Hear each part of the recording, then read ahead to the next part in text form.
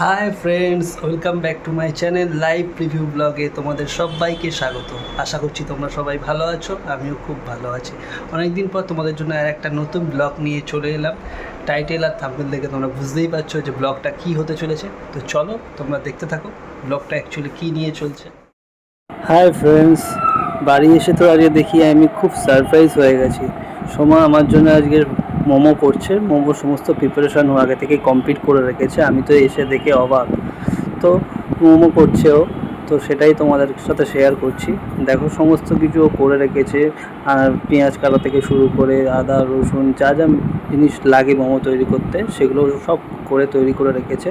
এমনকি মাংস সেদ্ধ করে মাংসগুলোকে কুচি কুচি করে যেগুলো করতে হয় সবই করে রেখেছে। দেখো মাংস সিদ্ধ করা এটাকে ছাড়িয়ে ও কড়াইয়ে দিয়ে দিচ্ছে এবং ওগুলোকে নাড়ছে এবং পরিমাণ মতো নুন সব কিছুই দিয়ে দিয়েছে। যতক্ষণ না মাংস এই পুরটা মোমোর এই পুরটা যতক্ষণ না পুরো লাল লাল ভাব আসছে ততক্ষণও নাড়তে থাকবে। তো তোমরা দেখতে থাকো বন্ধুরা।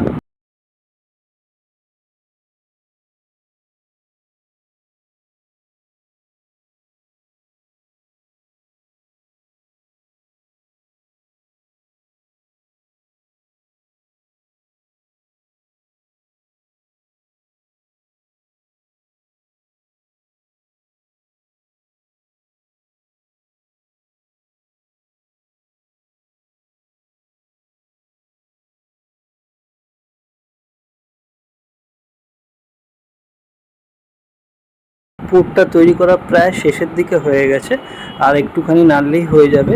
এদিকে সোমা ময়দা ফয়দা মেখেও কমপ্লিট করে রেখেছে। মোমো তৈরি করতে গেলে যে ময়দার গুচিগুলো করতে হয় সেটাও কমপ্লিট করা আছে, আমি এগুলো কিছুই জানি না। এদিকে প্রায় মোমোর পুর রেডি হয়ে গেছে, আর একটুখানি বাকি আছে। এবার দেখো মোমোর পুরটা কী সুন্দর দেখতে লাগছে। আমার মোমোর পুর শুধু খেতে খুব ভালো লাগে, দারুণ টেস্টি হয়। তো অলরেডি ও 3টে মোমো বানিয়ে রেডি করে রেখেছে। এবার একটা পুর দিয়ে ও করছে, তোমরা দেখতে থাকো। এই মোমো করার যে পুর দিয়ে যে মুড়তে হয়, মোড়াটা দেখতে আমার দারুণ লাগে। আমি তো পারিই না, ও কী সুন্দর করে। তোমরা কিভাবে করো বন্ধুরা? কী সুন্দর গুছি করে করে কী সুন্দর মোমোর পুরটাকে তৈরি করে মুখটা কী সুন্দর মুড়িয়ে দেয়, দারুণ লাগে দেখতে। আমি অনেকবার ট্রাই করেছি করার, কিন্তু পারিই না করতে আমি। এইভাবে সবকটা মোমোই ও পুর ভরবে একা একা। আমি বলেছিলাম আমাকে একটা দাও করি, ও তো দিলই না, যেহেতু নষ্ট হবে জিনিসটা। তো তোমরা দেখতে থাকো।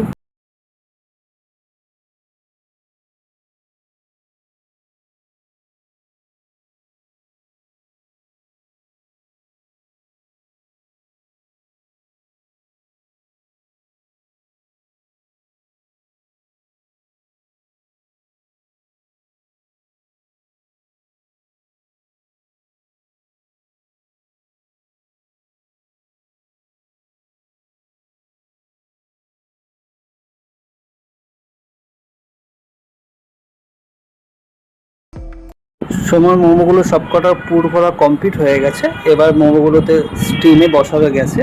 অলরেডি গরম জল করতে দিয়ে দিয়েছে সোমা। আর যে থালাটার উপর মোমোগুলো বসাবে সেই থালাটাকে ভালো করে তেল মাখিয়ে নিচ্ছে যাতে কোনো রকম লেগে না যায়। তো দেখো, তোমরা দেখতে থাকো মোমোগুলো কীভাবে এক একটা একটা পর পর করে সাজিয়ে দিচ্ছে যাতে গায়ে গায়ে না লেগে যায়। তো তোমরা দেখতে থাকো।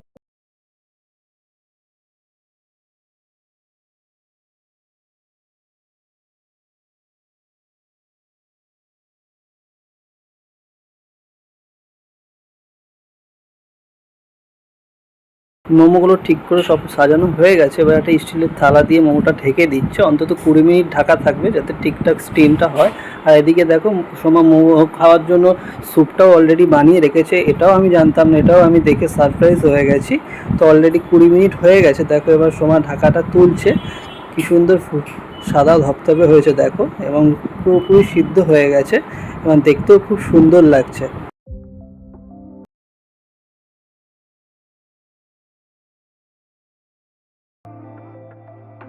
এদিকে সময় একটা কড়াইতে তেল গরম করতে দিয়েছে ফ্রাই মোমো করার জন্য। ফ্রাই মোমো আমার খেতে খুব ভালো লাগে। তো তোমরা কোন মোমো খেতে ভালোবাসো, ফ্রাই মোমো না স্টিম মোমো? কমেন্ট করে অবশ্যই জানিও তোমরা। তাছাড়া ও যেভাবে মোমো করছে তোমাদের সাথে পুরোটাই শেয়ার করছি, তোমরা দেখতে